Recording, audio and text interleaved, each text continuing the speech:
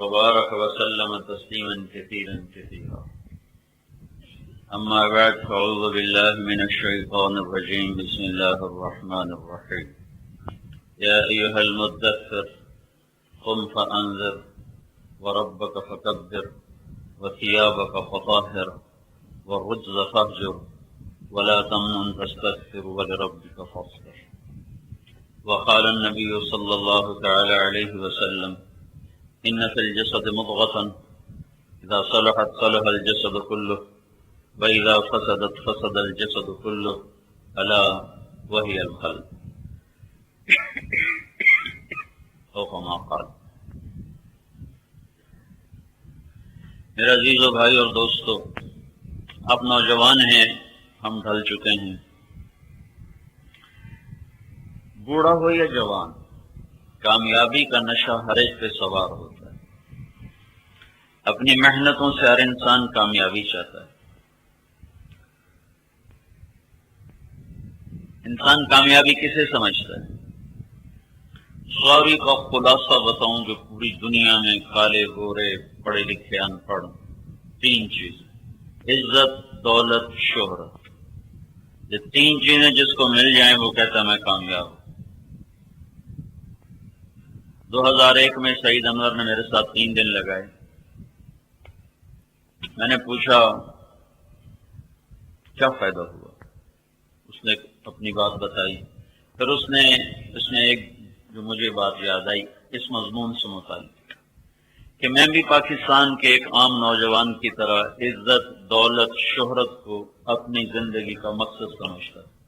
آپ جو لوگ پڑھ رہے ہیں، اگر کل اعلان ہو جائے کہ جو جس ادارے میں پڑھتا ہے اس کی ڈگری ویلڈ نہیں ہے، کوئی نوکری نہیں ملے گی، پڑھو گے؟ کل سارے تھوڑے بستر موٹ ہیں تو گھرو گھری چلو بھائی، گھرو گھری ہیں. ڈگری تو پیسہ ہی نہیں تو کی ہو تو سرج مارنی، ٹھیک ہے نا؟ کہنے گئے ایک عام پاکستانی نوجوان کی طرح میری سوچ بھی تھی عزت، دولت، شہرت. میرا نصیب کوئی ایسا تیز نکلا کہ صرف 22 سال کی عمر میں، جب ابھی لڑکے فیوچر سوچ رہے ہوتے ہیں، مجھے عزت، دولت، شہرت سب کچھ مل گیا. میں پوری دنیا کی سکرین پہ نظر آنے لگا. لیکن انسانی فطرت یہ ہے کہ مقصد کو پا لینے کے بعد مطمئن ہو جاتا ہے. بھوکے کو روٹی مل جائے تو ایک وقت تو اطمینان آ جاتا ہے. پیاسے کی اس وقت سب سے بڑی منزل پانی ہوتا ہے. اسے پانی ملتے ہی ایک ٹھنڈک محسوس ہوتی ہے. کہنے کا عزت، دولت، شہرت تینوں چیزیں ملنے کے بعد پھر اندر میں اداسی، پھر اندر میں ویرانی. تو یہ سوال خود میرے اندر اٹھا، اگر زندگی کا مقصد یہی ہے تو پھر میں پریشان کیوں ہوں؟ میں تو اپنی منزل پا چکا ہوں، پھر یہ اداسی کیوں ہے؟ 100 بار چمن مہکا، 100 بار بہار آئی، دنیا کی وہی رونق، دل کی وہی تنہائی. تو اب کیوں دل تنہا ہے؟ تو پھر اس کہنے لگا مجھے خیال ہے کہ میں نے مقصد کے انتخاب میں خطا کھائی ہے. کہ یہی سوچ چلتے چلتے مجھے تبلیغ میں لے کر آ گئی. تو میں آپ کو آپ کے اندر کی بات اور پوری دنیا کے پیچھے دوڑنے والے انسان میرے سمیت ہم سب اپنے لاشعور میں عزت، دولت، شہرت اس کے پا لینے کو کامیابی سمجھتے. یہ نہ ملے تو ناکامی سمجھتے. اب ہمارا علم ہے تھوڑا. اللہ نے کامیابی کو کس معنی میں بیان کیا ہے؟ یہ مضمون اتنا اہم ہے کہ اس میں فیل ہونا بڑی ہلاکت، اس میں پاس ہونا بڑی کامیابی ہے. اور یہ تھوڑے علم کے ساتھ یہ سوال حل نہیں ہوتا. اور اس میں سب سے زیادہ انسانوں کو شک پڑنے والا تھا. تو اللہ نے اس مضمون کو بیان کرنے کے لیے جو طاقتور اسلوب قرآن میں اختیار کیا ہے، الف لام سے والناس تک، ایسی طاقت کے ساتھ ایک مضمون بھی بیان نہیں ہوا. توحید بیان ہوئی ہے، بڑی بڑی رسالت بیان کی گئی ہے، جنت بیان ہے، جہنم کا بیان ہے، شرک کا بیان ہے، کفریات ہیں، اعمال ہیں. لیکن ہر مضمون کے اندر طاقت ہے، تاکید ہے. لیکن یہ مضمون کہ طارق جمیل نے کامیاب کس مفہوم میں ہونا ہے اور ناکام کس مفہوم میں ہونا ہے، اور وہ اصل کیا ہے اور میں نے کیا بنایا ہے، تو کون کامیاب ہے کون ناکام ہے، اس پر اللہ نے قسمیں اٹھائی۔ قسم اٹھائی جاتی ہے شک کو دور کرنے کے لیے، جہاں شک ہوتا ہے وہاں قسم ہوتی، کہتا بھائی قسم دو، بھائی قسم دو، بھائی اس سے قسم دو۔ ایک اور بات چلتی ہے، بھائی ہمیں اس کا اعتبار نہیں، فلاں آدمی اس کی جگہ ہمیں قسم دے، یہ ہوتا ہے نا بھائی، یہ کہاں ہوتا ہے؟ جہاں شک ہو۔ اللہ کی بات میں کوئی شک ہو سکتا ہے؟ الف لام میم ذالک الکتاب لا ریب فیہ، پھر اللہ کیوں قسم اٹھاتا ہے؟ ہمارے شک کو دور کرنے کے لیے۔ اور قسم کے بغیر اللہ کہتا ہے من اصدق من اللہ قیلا، مجھ سے بڑا سچا کوئی نہیں، اور لا ریب فیہ سے قرآن شروع کرتا ہے، اس میں کوئی شک نہیں۔ پھر اس کے بعد اگر وہ ایک بھی قسم اٹھائے تو بات ہمالیہ پہاڑ سے بھی زیادہ وزنی ہو جاتی ہے، اور اگر وہاں ایک کی بجائے اللہ 7 قسمیں اکٹھی اٹھا دے تو وہاں کیا قیامت قائم ہوگی، کیا دماغوں کی دنیا میں ہلچل، اور کتنے اندر کی سطح پر کتنے طوفان اٹھنے چاہیے کہ جب خالق کائنات 7 قسمیں اٹھانا شروع کر دیں۔ میں نے تمہارے سامنے کہنا شروع کر دوں اللہ کی قسم، رب کی قسم، رحمان کی قسم، رحیم کی قسم، تم خود پریشان ہو جاؤ گے، مولوی صاحب کی ہو گئے، خیر دینے قسمیں چاہیے جان دو۔ تو اپنے اللہ کی سنو، اللہ تمہیں کامیابی کا کیا مفہوم سنا رہا ہے۔ والشمس وضحاها والقمر اذا تلاها والنهار اذا جلاها والليل اذا يغشاها والسماء وما بناها والارض وما طحاها ونفس وما سواها فألهمها فجورها وتقواها قد افلح من زکاها وقد خاب من دساها۔ یہاں ایک مضمون پورا ہو گیا۔ كذبت ثمود بطغواها اذ انبعث اشقاها فقال لهم رسول الله ناقة الله وسقياها فكذبوه فعقروها فدمدم عليهم ربهم بذنبهم فسواها ولا يخاف عقباها۔ اس کو کہتے ہیں سورۃ والشمس۔ اس کے پڑھنے میں لگائیں کوئی آدھا منٹ، پونا منٹ۔ جو شخص یہ سورت میں نے پوری اس لیے پڑھ دی کہ یہ فضیلت مجھے مل جائے، تمہیں جب یاد آئے تم بھی پڑھ لینا۔ جو شخص یہ سورت ایک دفعہ پڑھ لے تو پوری زمین میں جتنے خزانے ہیں ان سب کے صدقہ کرنے کا اسے اجر ملتا ہے۔ آج تک کوئی اتنا صدقہ کر سکتا؟ اور ابھی تک تم نے صرف 6 کلومیٹر زمین کے اندر سے خزانے نکالے، وہ بھی سارے نہیں، جہاں کہیں ہم نے کنویں کھودے، کانیں کھودی، وہاں سے ہم نے نکالا ہے، اور ابھی ساری زمین پڑی ہے، اور 50 کلومیٹر تک خزانے ہیں۔ 50 کلومیٹر کے بعد آگ شروع ہوتی ہے۔ یہ 50 کلومیٹر کی جو چاروں طرف اللہ نے یہ جو چاروں طرف ایک چھلکا بنایا ہے، اس میں خزانے ہیں، تو اس میں جتنے خزانے بھرے ہوئے ہیں، اس سورت کو ایک دفعہ پڑھنے والا اتنا اس سب کے صدقہ کرنے کا اجر پاتا ہے۔ اور یہ سورت پورے قرآن پاک کا خلاصہ بنتی ہے، اور اس میں ایک مضمون پہ اللہ نے قسمیں اٹھائیں، میرے بندو مجھے سورج اور اس کی روشنی کی قسم، مجھے چاند پیچھے آنے والے کی قسم، مجھے دن روشن کرنے والے کی قسم، مجھے رات اور اس کے چھا جانے کی قسم، مجھے زمین اور اس کے آسمان اور اس کے بنانے والے کی قسم، مجھے زمین اور اس کے بچھانے والے کی قسم، مجھے تمہاری جان اور اس کے بنانے والے کی قسم۔ 7 قسمیں گنو، والشمس وضحاها، یا اللہ کیا تیرا عجب انداز ہے یہاں، والقمر اذا تلاها والنهار اذا جلاها واللیل اذا یغشاها والسماء وما بناها والارض وما طحاها ونفس وما سواها۔ 7 قسمیں، سورج کی قسم، چاند کی قسم،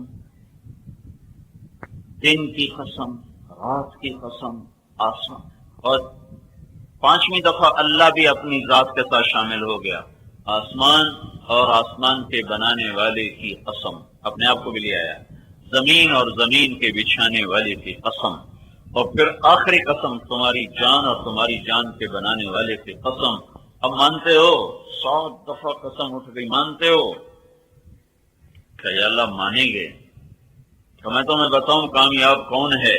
قد افلح من زکاها، جس نے اس کو پاک کر لیا اپنے وجود کو، وہ کامیاب ہے۔ وقد خاب من دساها، جس نے اپنے وجود کو گناہوں میں ڈبو دیا، ڈبو دینا، گناہوں میں، گندگیوں میں، گٹر میں ڈال دینا، جس نے اپنے آپ کو گناہوں کے گٹر میں پھینک دیا وہ ناکام ہے۔ جس نے اس کو پاکیزہ بنایا وہ کامیاب ہے۔ پاکیزہ بنانے کا مطلب صابن سے نہا کر کپڑے بدلنا نہیں ہے، جو اندر کی گندگیاں ہیں ان کو جو پاک کرتا ہے وہ کامیاب ہے، اور جو اندر کی گندگیوں میں ڈوب جاتا ہے، باہر بہت صاف ستھرا ہے، وہ ناکام ہے۔ اور یہ شریعت کا قاعدہ ہے، قسم اٹھاؤ تو گواہ نہیں ضرورت، گواہ لگ جائیں تو قسم کی نہیں ضرورت۔ قسم اٹھائی جاتی ہے جب گواہ نہ ہو، گواہ ہو تو قسم نہیں اٹھائی جاتی۔ اور جب اللہ نے اپنے بندوں کو اپنی بات سمجھانا چاہی تو اس نے قسم بھی اٹھائی، گواہ بھی پیش کی، کام کو، بات کو اور مضبوط کیا۔ اللہ کی قسموں کے بعد اب گواہ نہیں چاہیے۔ والشمس وضحاہا، گویا کل کائنات کی اللہ قسم اٹھاتا ہے، پھر کائنات کے رب کی اللہ قسم اٹھاتا ہے، پھر آخری قسم تمہارے جذبات کو ابھارنے کے لیے کہ ہمارے محاورے میں بھی تیری جان کی قسم یہ محبت کے لیے استعمال ہوتا ہے۔ میرے بندے مجھے تیری جان کی قسم میری مان دے۔ یہ ایسا جیسے اللہ سمجھا رہا ہو، مجھے سورج کی قسم، کامیاب وہ ہے جس نے تزکیہ کیا، ناکام وہ ہے جو گناہوں میں گندا ہو گیا۔ مانتے ہو؟ کہتا نہیں مانتا۔ والقمر اذا تلاہا، مجھے قسم ہے چاند کی، مان جا۔ مانتے ہو؟ کہ نہیں سمجھ میں آیا۔ والنہار اذا جلاہا، مجھے قسم ہے دن کی، مانتے ہو؟ اپنے آپ کو پاک کرو تو کامیاب ہو۔ کہ نہیں یا اللہ، ڈگری ملے گی تو کامیاب ہوں۔ واللیل اذا یغشاہا، مجھے قسم ہے رات کی جب چھا جائے، یہ تسلیم کر کے اس نفس کو ٹھیک کر، نفس کو ٹھیک کر تو کامیاب ہے۔ اسے گندا گیا تو ناکام ہے۔ سمجھ میں آئی ہے کہ نہیں؟ پیسے کے بغیر کام نہیں چلتا ہے۔ یہ ایک ایسا نا ایک مکالمہ سا میرے تصور میں آیا ہے، کلام عرب سے خوشبو سونگتے ہوئے، کوئی تفسیری بات نہیں ہے، بندے اور رب کا مکالمہ ہے۔ میرے بندے مجھے آسمان کی بلندی اور اس کو بلند کرنے والے کی قسم، اب تو مان جا۔ تو کچھ سر ہلانا شروع کرتا جب اللہ کا نام آتا ہے، کہتا سوچتا ہوں یا اللہ، سوچتا ہوں۔ پھر کہتا مجھے دھرتی اور اس کے بچھانے والے کی قسم۔ پھر آخری دفعہ اللہ کہتا وَنَفْسٍ وَمَا سَوَّاهَا، اب تو مان جا مجھے تیری جان کی قسم۔ یہ قسم پھر ہلاتی ہے کہ اچھا یا اللہ مان گیا ہوں۔ اب بول کیا کہتا ہے؟ فَقَدْ أَفْلَحَ مَنْ زَكَّاهَا، یقیناً وہی کامیاب ہے جس نے اپنے آپ کو پاکیزہ بنایا۔ وَقَدْ خَابَ مَنْ دَسَّاهَا، اور وہ ناکام ہے چاہے ہوا میں اڑے، چاہے سمندروں کے اوپر وہ اپنے جہاز پانی کا سینہ چیرتے ہوئے ایک کنارے سے دوسرے کنارے تک پہنچا دے، چاہے زمین کی تہ میں اتر جائے، سمندروں کے اندر کے نیچے کے خزانے نکال لے، پہاڑوں کو کھود کے اس کے خزانے نکالے، لیکن اگر اس نے اپنے آپ کو گندا کیا تو ناکام ہے۔ سمجھے ہو کہ یا اللہ تیری اتنی قسمیں ہیں، بات تو سچی ہے، بات تو سچی ہے۔ پھر اللہ کہتا اچھا نہیں، میں صرف قسم نہیں اٹھاتا، میں گواہ بھی پیش کرتا ہوں، میں گواہ بھی پیش کرتا تاکہ میری بات سکہ بند ہو جائے۔ پھر تو اگر برباد ہو تو دیکھ کے برباد ہو۔ کذبت ثمود بطغواہا، تم سے پہلے ایک قوم آئی تھی۔ اللہ نے ایسی قوم کا ذکر کیا سورت میں جن کے آثار مٹ نہیں سکے۔ قوم عاد ہلاک ہوئی، آثار کوئی نہیں، عرب کے علاقے میں۔ عرب سے بات ہو رہی ہے، ویسے تو مصر میں فرعون کے آثار موجود ہیں، تو یہاں عرب سے بات ہو رہی ہے۔ تو عرب میں صرف ایک قوم سمود ہے جن کے آثار واقع ہیں تبوک سے چل کر اردن تک، ان کے محلات، ان کے گھر، ان کے شہر پہاڑوں کے اندر۔ تو اللہ تعالیٰ نے کہا دیکھو میں تمہیں گواہ کے طور پر تبوک کی وادی سے لے کر عمان اردن تک ایک قوم آباد تھی جنہوں نے ایسے ہی میری بات کو جھٹلایا اور اپنے نفس کے غلام بنے اور اس سے اپنے آپ کو گندا کیا اور اب تزکیے کو بھلا دیا۔ تو پھر تیرے رب نے ان پر عذاب کا کوڑا برسایا اور انہیں صفحہ ہستی سے مٹایا، اور اللہ کو کسی کی کوئی پرواہ نہیں ہے۔ تو اب اے بندو میرا مضمون مکمل ہو گیا ہے کہ میں نے قسمیں بھی اٹھائیں، میں نے گواہ بھی پیش کیے کہ اپنے آپ کا تزکیہ کرو گے کامیاب ہو، نہیں کرو گے ناکام ہو۔ تو بھائیو تزکیے کا سبب کیا ہے؟ وہ اللہ کا دین ہے۔ دین سبب ہے تزکیہ کا، یعنی نفس کی اصلاح کا ذریعہ دین ہے۔ دین کون لاتا ہے؟ بادشاہ لاتے ہیں، صدر لاتے ہیں، وزیر لاتے ہیں، سیاستدان لاتے ہیں، تو قرآن بتاتا ہے کہ نہیں، یہ لوگ نہیں لاتے، دین انبیاء لے کر آتے ہیں، نبی دین لے کر آتے ہیں۔ تو تزکیہ بنیاد ہے کامیابی کی، اور دین سبب ہے تزکیہ کا۔ دین کے بغیر تزکیہ، پاک دامن ہونا، پاک صاف ہونا، عربی کا لفظ ہے، مشکل نہ ہو، سر سے لے کر پاؤں تک وجود اللہ کی نافرمانی سے صاف ہو جائے۔ جیسے میں نے ابھی صاف ستھرے کپڑے پہنے ہوئے ہیں، تو یہ کپڑے کا تزکیہ ہے کہ اس پر تاحال کوئی داغ نہیں، رات کا کچھ داغ لگ جائے، تو ایسا دل اللہ کو پیش کرنا جس پہ کبیرہ گناہوں کا داغ نہ ہو، تو اللہ راضی۔ یہ دل جو تزکیہ، جو پاک ہوگا، یہ جان جو پاک ہوگی، یہ روح جو پاک ہوگی، اس کا سبب دین ہے، دین، لا الہ الا اللہ محمد رسول اللہ، یہ اس کی ابتدا ہے، یہ اس کی ابتدا ہے، اور حسن اخلاق اس کی انتہا ہے۔ مل اسلام، ایک شخص نے پوچھا مل اسلام یا رسول اللہ، اسلام کیا ہے؟ تو آپ نے کہا توحید و رسالت کی گواہی اسلام، اسلم تسلم، نماز روزہ حج زکات۔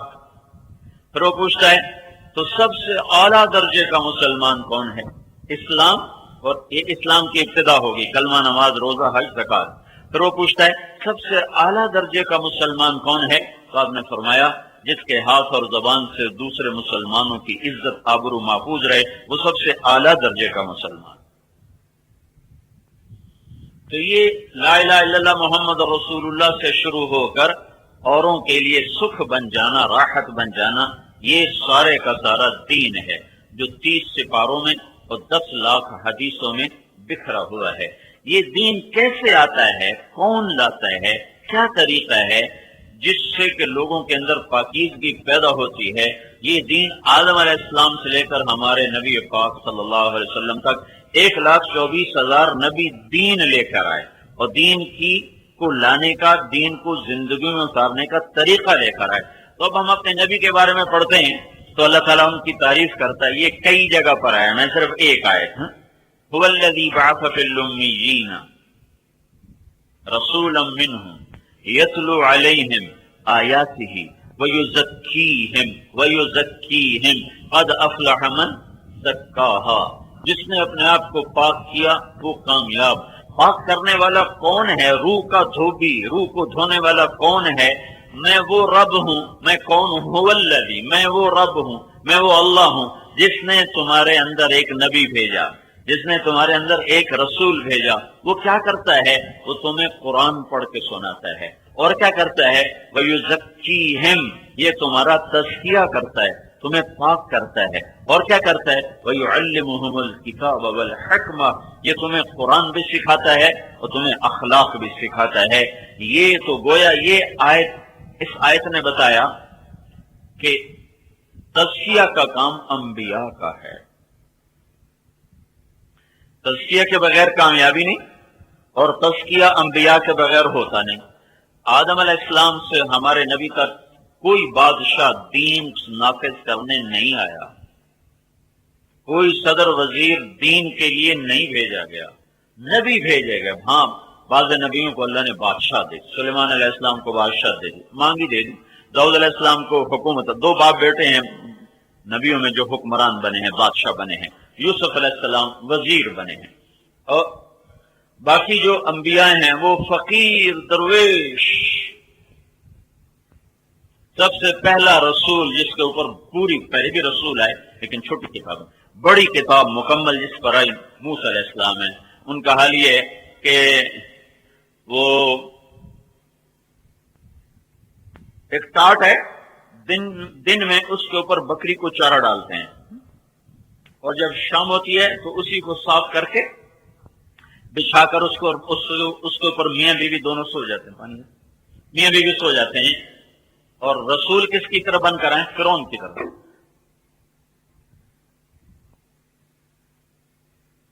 الیس لی ملک مصر وہذہ الانہار تجری من تحتی، جو کہتا ہے ساری دنیا کا میں مالک ہوں، سارے مصر کا میں بادشاہ ہوں۔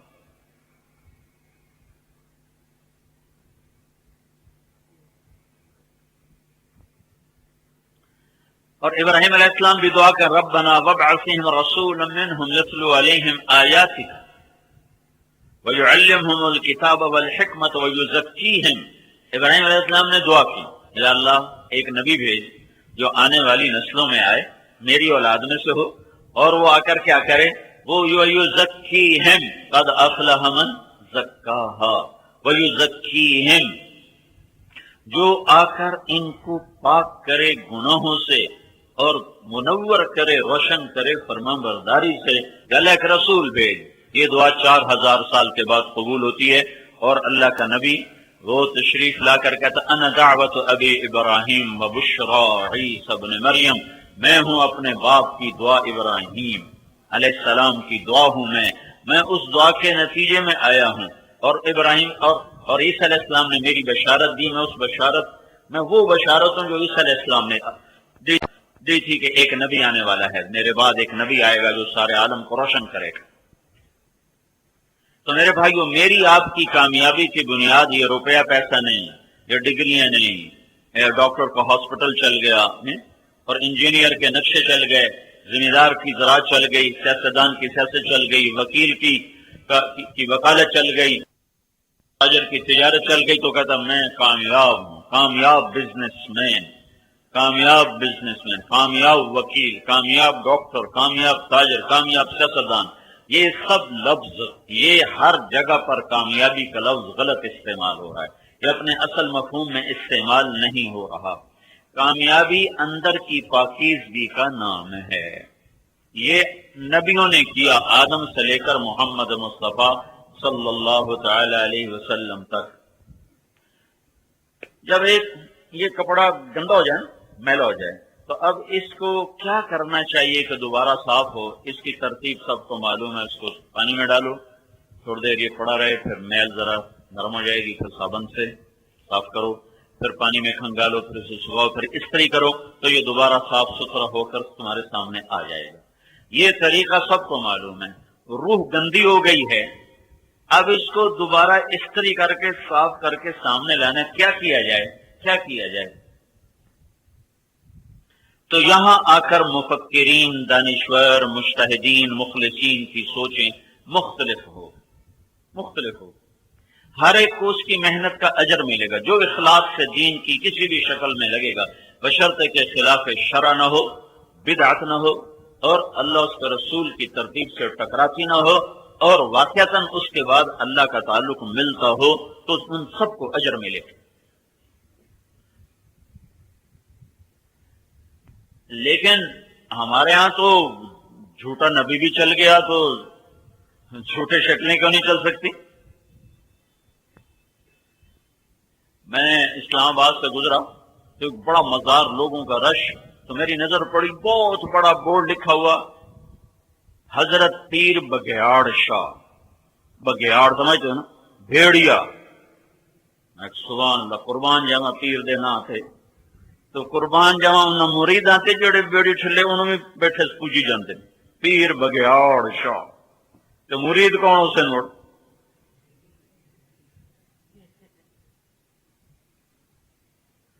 تو یہ تو جہالت کا سمندر ہے پاکستان۔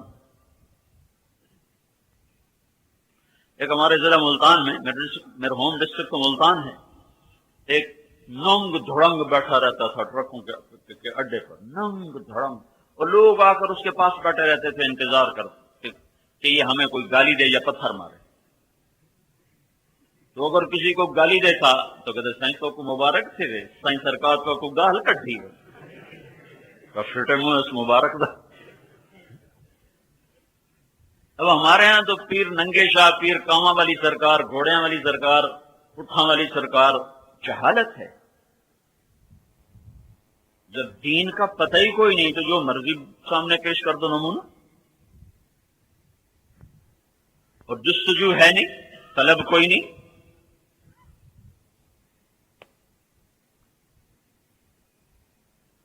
لیکن میرے بھائیو، جب تک نبی کے طرز پر کام نہیں ہوگا، تزکیہ نہیں ہوگا، شفا نہیں ملے۔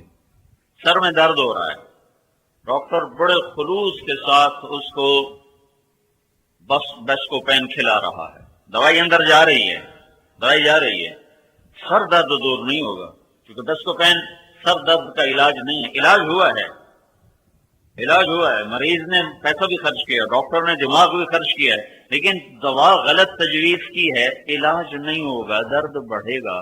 ان پڑھ آدمی اس کو کیا ڈسپرین دو گھول کے پی لے ٹھیک ہو جائے گا، وہ ٹھیک ہو جائے گا۔ ان پڑھ کے کہنے سے اس نے 2 ڈسپرین گھول کے پی لی تو اللہ اس کو ٹھیک کر دے گا، کیونکہ علاج صحیح ہوا ہے۔ تو اب وہ ایک حکیم کا بڑا مطلب چلتا تھا، سامنے لوہار تھا، اس کا ٹریکٹر آ گئے، ہل آ گئے، اس کا لوہارا، نہ کوئی نلکے لگوائے، موٹریں لگ گئی پانی کی، نہ کوئی ہل بنوائے۔ ہمارے گاؤں میں لوہار کی دکان پہ رش ہوتا تھا، ہائے ہائے ہائے کیا عجب تہذیب تھی۔ مغرب کی روشنیاں ہر شے بہا کے لے گئی، چھین کے لے گئی، ہمارا دین ہی نہیں لے گئی، ہماری محبت بری تہذیب بھی لے گئی۔ تو لوہار نے سوچا ہے حکیم دی ساری حکمت چل گئی، میری روٹی کو نہیں، میں بھی حکیم بن جانا۔ تو اس نے اب وہ نلکے لگاتا تھا، یہ ذہن میں رہے، تو نلکا پانی کب چھوڑتا ہے؟ جب اس کی بوکی خراب ہو جائے، یاد ہے نا؟ پرانا زمانہ تھا تو اس کے ایک چمڑے کی بوکی لگتی تھی، تو اس نے 2-4 بوتلیں رکھ لی، رنگ نیلے پیلے ساوے کر کے، تو پٹھے سے دنا لے کے بہ گیا۔ تو دیہاتوں میں تو ہر کوئی ڈاکٹر ہوتا ہے، چاہے جڑا مرضی پھٹا لاتے بہ جائے۔ تو وہ ایک عورت نے دیکھا بھائی کوئی نواں حکیم آ کے بیٹھا، وہ اسی کو اس کے پاس آ گیا، اور دیہات میں تھا میرا ہاتھ ویک، وہ ایک چلا ہوا میرا ہاتھ ویک۔ پہلے ہوتے تھے نباز جو یہاں ہاتھ رکھ کے بولتے چلے جاتے تھے۔ حکیم حنیف اللہ مرحوم ہمارا ملتان کا آخری آدمی تھا اس علم کا۔ اب کوئی چھپا ہوا ہو تو ہو سکتا ہے، لیکن معروف حکیم حنیف اللہ آخری، یہاں اس کی انگلی آتی تھی اور وہ بولنا شروع کرتا تھا، ڈاکٹر بھی حیران ہوتے تھے کہ بندہ کچھ بولی جانتا ہے۔ تو آئے کہ حکیم صاحب میرا ہاتھ دیکھو، کہ بھائی تیری بوکی خراب ہو گئی ہے، بتاؤ نہیں۔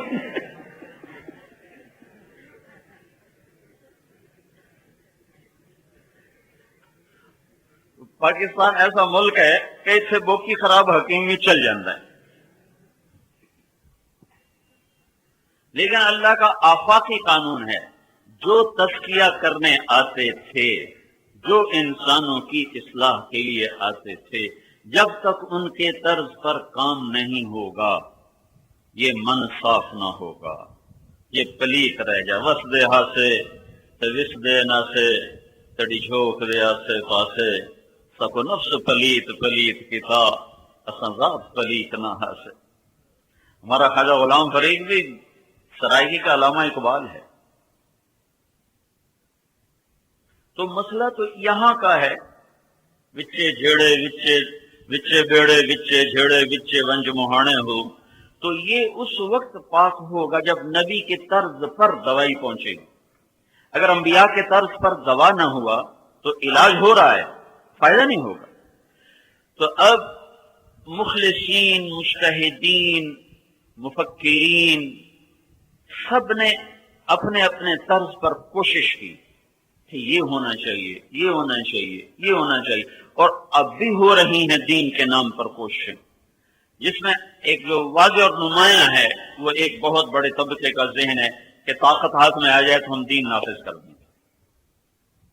یہ ایسے ہی کوئی یوں کہے، کوئی یوں ڈاکٹر کہے میرے ہاتھ میں ڈنڈا آ جائے تو میں مریض جو ٹی بی ٹھیک کر دے کہ میں ہک مارنا ہوں اگلا پچھلا برابر، اگے ساس خدا اوکھا ہے ہکے نال ٹپ جانا تھا۔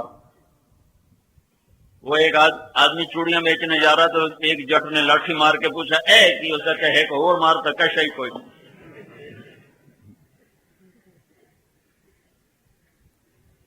تو ایک عام آپ نوجوان ہو، آپ کے بھی جوش جذبہ ابھرتا ہے، ہمارے ہاتھ میں طاقت ہو تو ہم ان کو سیدھا کر دیں اور ایسے شریعت نافذ کر دیں۔ تو یہ ایسے ہی ہے، کوئی ایم ایس کہے میرے ہاتھ میں ڈنڈا ہو، میں سارے سول ہسپتال کے مریضوں کو ٹھیک کر کے رکھ، سارے الائیڈ ہسپتال کے مریضوں کو ٹھیک کر کے رکھ، بجائے ٹیکے لیونڈے ڈنڈے مارنا شروع کر دے، تو یہ کتنی نادانی والی بات ہوگی۔ ایسے ہی نادانی والی بات ہے کہ ہمارے ہاتھ میں حکومت ہو تو ہم سب کو سیدھا کر دیں، کوئی ایسی جادو کا پچھڑی نہیں، کوئی ایسا मोजजा और शोबदा नहीं, कोई ऐसी हमारे पास मशीन नहीं कि इधर से डालो माजा गामा और उधर से निकले जुनैद बगदादी। ये दारुल अस्बाब है। जब तक सही ऐसा कोई नुस्खा नहीं है, कोई ऐसा नुस्खा 7 दिन में जवान बनिए और सारा लगता है पाकिस्तान मर्दाना बीमारियां तब बीमार हो गया। हकीम शबाब आवर 3 दिन में शबाब का इयादा। परेशान होना छोड़िए, शर्मिंदगी क्यों, तो सब उल्लूदे पट्टे बैठे हुए।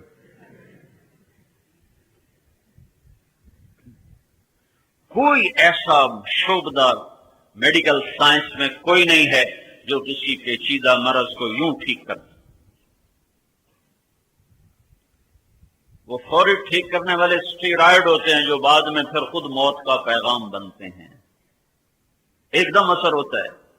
अखबार में शायर होता है पिचके गाल, तो वो उसमें स्टीरॉयड होते हैं। 4 दिन बाद उसका मुंह यहां चला जाता, 6 महीने बाद तो नहीं जानते जो गुब्बारा नहीं हवा निकले, चूपे आमदी तरह हो जाता। फिर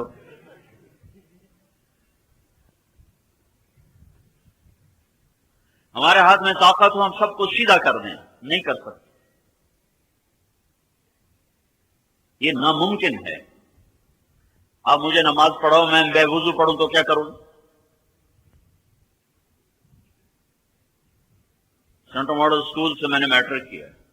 हमारे आगे वार्डन, हॉस्टल वार्डन तालिब साहब मरहूम, बहुत शफीक उस्ताद, हमारी खैर खाई चाहते थे, तो उन्होंने नमाज कंपलसरी कर दी। मगरिब इशा में हाजिरी होती थी, 2 नमाजों में हाजिरी होती थी सलाम फिरने के बाद। तो लिहाजा हर कोई कोशिश करता था भाई हम नमाज पढ़नी। तो इशा की नमाज मेरे बराबर में मेरा रूममेट और बिल्कुल हमारे साथ साथ बिस्तर, तो उसने आकर मेरे करीब ईशा की नमाज की नियत बांधी। 4 रकात नमाज फर्ज वास्ते तालिब हुसैन दे, अल्लाह अकबर।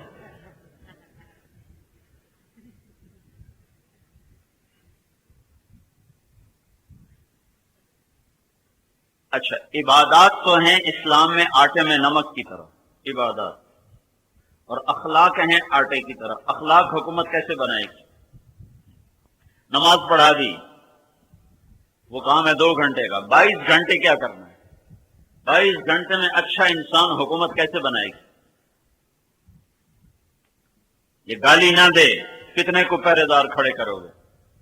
और मेरे नबी ने फरमाया जब मेरी उम्मत मां बहन की गालियां देगी अल्लाह की नजरों से गिर जाएगी। तो जब तुम किसी के नजरों से गिर जाओ तो फिर तुम मरो या जियो उसको परवाह नहीं होती। जब हम अल्लाह की नजरों से गिर गए तो हम पर गैर चढ़ जाएं या अपने अपनों को मारना शुरू कर दें। अल्लाह बेनियाज है।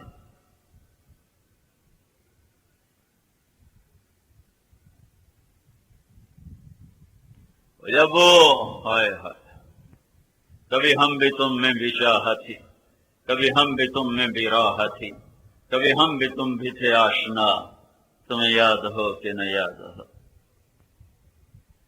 अमर बिन आस रजी अल्लाह तआला अन्हु 8000 के लश्कर के साथ पहली लड़ाई जो शाम की सरजमीन पर सिद्दीकी दौर में हुई है, अबू बकर सिद्दीक के दौर में 1 लाख का रोमियों का लश्कर, जर्जीस उनका सालार, इधर से अमर बिन आस रजी अल्लाह तआला अन्हु सालार, 8000 में 8000 1 लाख में यूं घिर गए कि चारों तरफ से उनको घेरे में ले ली। और वासिला बिन अशका रजी अल्लाह तआला अन्हु बड़े सहाबा में हैं और यह सहाबे सुफ़ा में से थे, बहुत मशहूर साहबी हैं। वो इस जंग में, इस लश्कर में शरीक थे। वो ये फरमाते हैं कि हमें यूं लगा कि आज हमारी कब्रें यहीं बनेगी, नहीं बनी।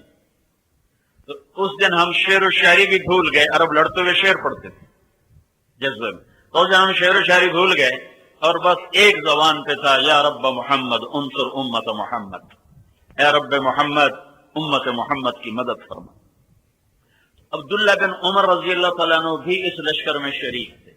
तो अब्दुल्ला बिन उमर फरमाते हैं कि जब सूरज ढला और हम चारों तरफ से मायूस और नौमीद थे कि अब मौत के सिवा चारा नहीं, इधर ही कब्र है, यही शहादत है। तो जब सूरज ढला तो कहते मेरी एकदम आसमान की तरफ जो निगाह उठी तो मैंने देखा आसमान फटा और उसमें से शहाबी घोड़े निकले और उस पर सवार सफेद पगड़ियां बांधे हुए और उनके हाथों में नेज़े, और सबसे आगे एक सवार था جو زور زور سے یہ کہتا ہوا آ رہا تھا، ابشروا یا امت محمد فقد اتاکم اللہ بالنصر، اے امت محمد تمہیں بشارت ہو، تمہارا رب تمہاری مدد کے لیے آ گیا۔ کبا ان کو یوں میں نے اترتے دیکھا ہے اور ہمارے لشکر میں وہ غائب ہوئے ہیں، اور اس کے بعد چند گھڑیاں نہیں گزری کہ رومن 1,00,000 کے باوجود ہزاروں لاشیں میدان میں چھوڑ کے بھاگ گئے۔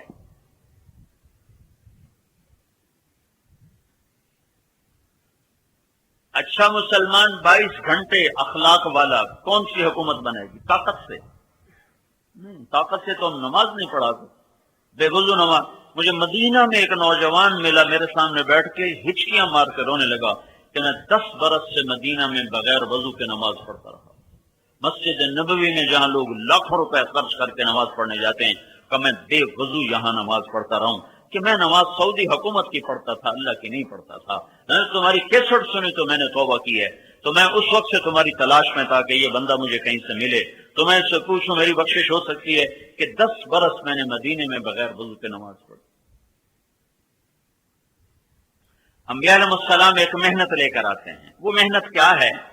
وہ محنت کیا ہے؟ وہ اللہ نے خود بتا دی ہے، قل قل، اے میرے نبی کہو، قل کہو۔